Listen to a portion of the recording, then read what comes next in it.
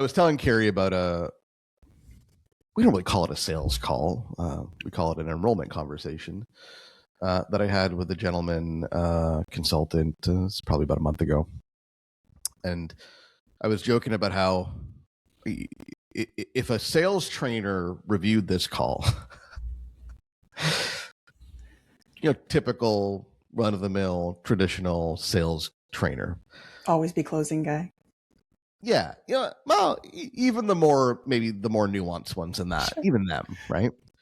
They would have pages of notes for me. Here are all the things that you did wrong, and you should fix this, and you should fix that. Like, technically, this was a very poorly executed call. But I broke rules on purpose, and I broke rules because I could. And the rules that I broke, I think, are frankly, rules that every consultant would like to break if they could, if they had the choice, if they were able to. And they're often not able to for reasons I'm sure we'll get into. So let me jump in. Let me tell you the rules I broke, Carrie. All right. And this is somebody who was warm and interested and been on our workshops. So it's good conversation. And to start with, when we got into price, he says to me, I'm probably going to need more convincing to spend this kind of money. Now, just pressed your button immediately. Typically when somebody hears that, right, traditional sales advice, and I might even be guilty of giving this advice to clients sometimes, the answer is, well, you need to find out what's behind the price objection. The price objections, I mean, well, frankly, an amateur would address the price objection. Well, but if you spend this money, you're going to make this much more money. There's this kind of ROI and blah, blah, blah, blah, blah, right? And a professional, less amateurish person would say, well, there's some kind of objection underlying this price objection. There's some other issue. And that's likely true. And then there are times where I'll go there. In this particular instance, might have been just a mood. I don't know. But my response was, I'm not going to try to convince you. He was taken aback by this. He says, what do you mean? And this is why I said this. I said, for the right client, our price is rarely a concern, because they understand that they'll make 10 times our feedback in short order. And if that's not obvious to you, that's okay. It just signals that the fit might not be there. This might not be for you. And this wasn't a tactic, to be clear. I wasn't using reverse psychology to try to trick him into, like, this wasn't some Jedi mind trick. This is the truth. If someone says to me, I'm not sure if I can spend this kind of money, or I need more convincing, my answer is, okay. That's a fact. And that fact tells me this might not be for you. Because I know from experience that the right client will go, how much? Oh, well, that makes sense. And often that's lower than I thought, actually, for what I'm going to get. That's the first rule I broke. Second, he told me about another option he's looking at.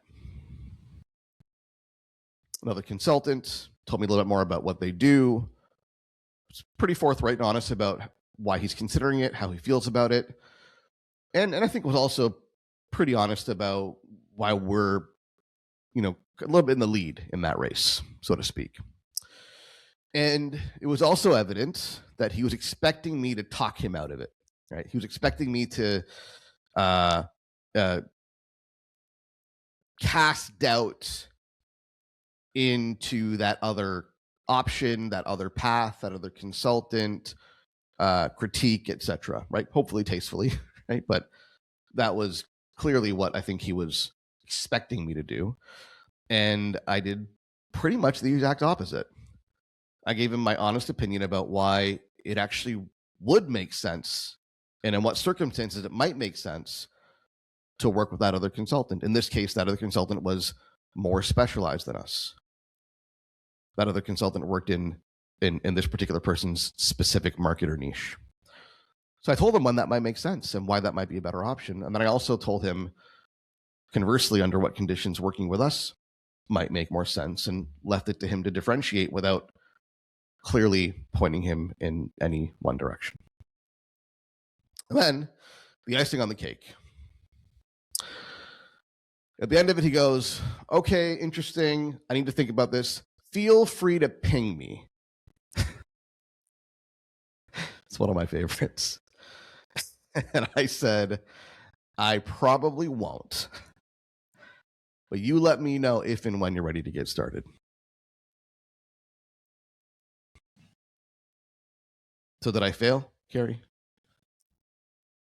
And by the way, this deal didn't close. No surprise to me. Yeah. Which made Did you fail? Well, you didn't even close the deal. Why are you bragging about? I'm not bragging. Did I fail? I lost the deal, Carrie? Surely I failed. I'm bad at sales. Fix me.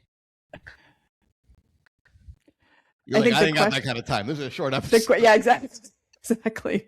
These are only about 20 minutes long, what I would ask when you say, did I fail? And I think this is the question I would ask to anyone as they're assessing how, well they do on a particular call is, what are you measuring against? Is your end game to close that deal no matter what, no matter with whom, no matter how they feel, no matter anything? Or is your goal to align yourself with the ideal client who has a belief in what you are bringing to the table and who is therefore likely going to find a great deal of success because they are, truly feeling that synergy and ready to do what needs to be done? So did you fail on the first, which is close the deal no matter what? Sounds like it.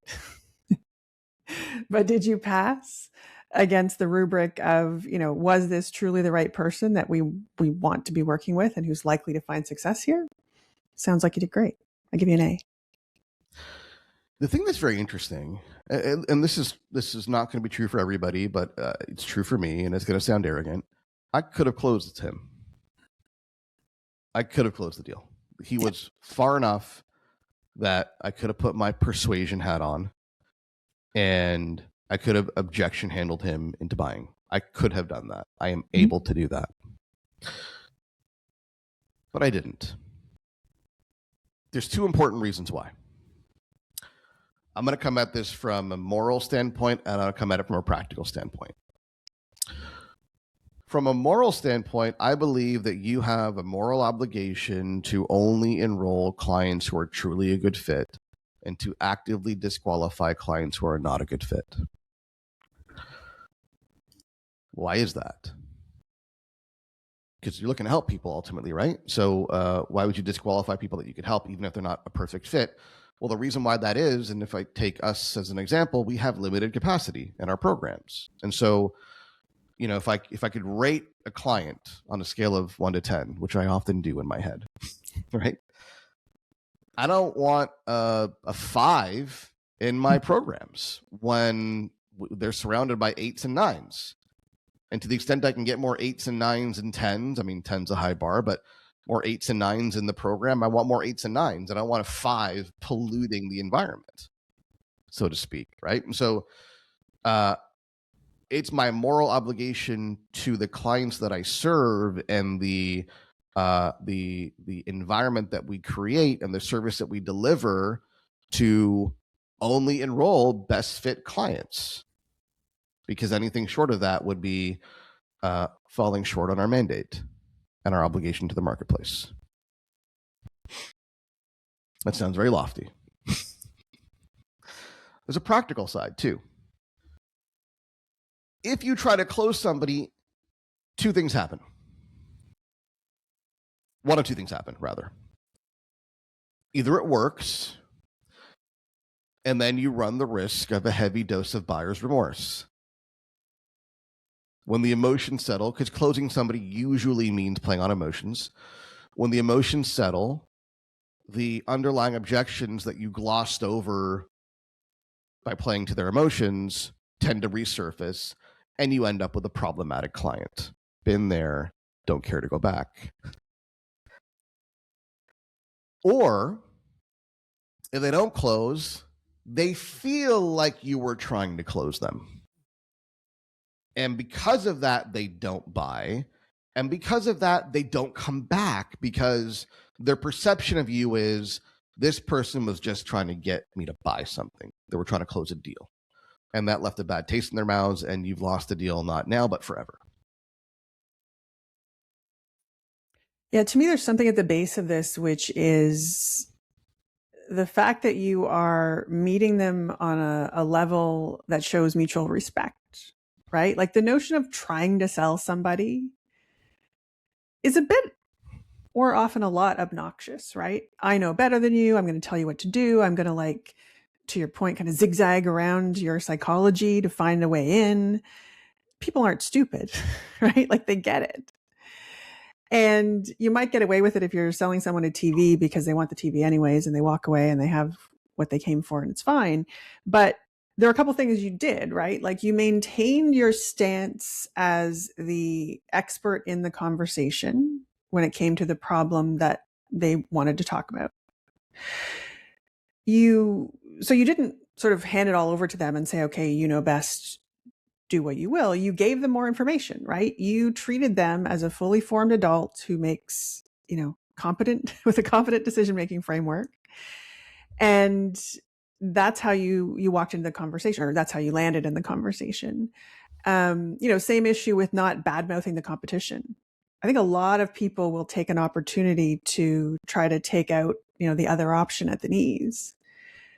When in reality, what that's doing is calling the person in front of you kind of a dummy because they were considering it in the first place, right? So helping them understand what giving them more information that they can use to make a more educated decision. Again, meeting them at that level of, I respect you as a, smart human that's going to make a good decision. And, to me, I think that's the thing that has people walking away. And I know, this is also a world where, personally, I've received referrals from people who've never worked with me because we had the conversation, they decided they weren't the right fit, and then they sent someone else to me, whom they thought might be. So, yeah, I mean, I really think that this notion of, looking at the person at the other end of the call as someone, who's smart and capable gets you where you want to be and where they need to be ultimately. So there's something really interesting that happens when you're in a conversation like this and presumably trying to sell something, or there's an offer on the table. And when the prospect perceives that you don't have a sales agenda, that you're not trying to sell them something, that you don't have a clear bias, you're not simply trying to close a deal. When they perceive, obviously, you'll take the deal if it's a good fit. Like, that's not to say that you actively are disinterested in working with the person, because that can backfire too, right? If you clearly are disinterested, don't like the prospect, that's obviously going to turn people off, right? And if it's true, it's true. But if you're genuinely neutral and open to all possible outcomes, and that demonstrates in the conversation, that's when they open up. That's when they start being more candid. That's when they start being more forthright, because they don't feel like, anything they say in the sales conversation will be held against them necessarily. And the other thing that happens is, as part of that, when you're clear about who it's for, like when I said to this prospect, for the right client, our fee's not an issue, because they look at it and they go, yeah, well, I'm going to make 10 times this back, so this makes sense. That forces him to think, well, how come I'm not there? How come I don't have that kind of reaction to the price? And in a way, it attempts to pull him to a higher level. It attempts to help him look at this decision from a different viewpoint, right? In that this is ultimately working with us as an investment in a system that generates a return. And if you don't see it that way, it's probably not a good fit. And if you don't see it that way, it's probably a problem in how you make decisions like this, right? But my point is that by articulating who this is for and being really clear about who it's for and what we're looking for and the qualities that make for a good client, that leaves the door open for them to come back when they feel like they've gotten there, when they feel like the timing is better, when they feel like the circumstances are better, and when they don't feel like, I was trying to close them, no matter who they were, what their circumstances were, or how they thought, they feel safe coming back when things feel more aligned. Yeah, and on the flip side, I think it's interesting. You talked about the notion of buyer's remorse, and the other thing I would add to this is if you have to, force close somebody in your sales conversation, then you have to recognize that you're likely going to be closing them all the way through the engagement, right? Because they never really truly got there. And so, as at a time where you want to be heads down in the work and really solving the problem and, doing the creative and interesting and expert things that you do, what you're going to be doing is resolving doubt over and over and over again. And, nobody wants that in a long-term engagement.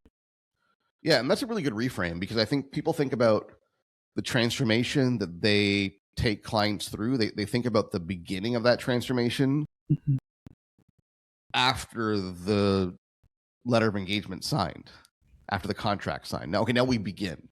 No. You already started. You didn't know it, but you started in the first conversation. In fact, they started even before that first conversation because more than half of their buyer's journey took place before their conversation with you. So their transformational journey of solving a problem, getting an outcome, whatever it may be, started before they ever met you. Your process of helping facilitate that transformation started with the first conversation. And yeah, I agree with you. If you can't get them enough of the way there to sign on the dotted line without a heavy dose of persuasion and enclosing and convincing, that doesn't bode well for what happens after the letter is signed. People think that, all of a sudden, after we sign, everything changes, right? I can, because the other way to look at this too is a lot of times consultants will, bend to the client's will in the sales negotiation, right? Client says jump, they say how high. Client says I want to add these things, we add it in. Client says this price is too high, we lower the price. Like we just do whatever the client wants to get the deal because we're desperate. But then once the deal is signed, then we're shocked that they don't take us seriously or that they question our decisions or they're not appropriate partners in the relationship and we're not getting the deference that we expect to get as the experts in the room. How could this happen? Well, you set it up that way by the way that you behaved and dealt with them in the sales conversation. So we started this conversation talking about how you broke all the rules.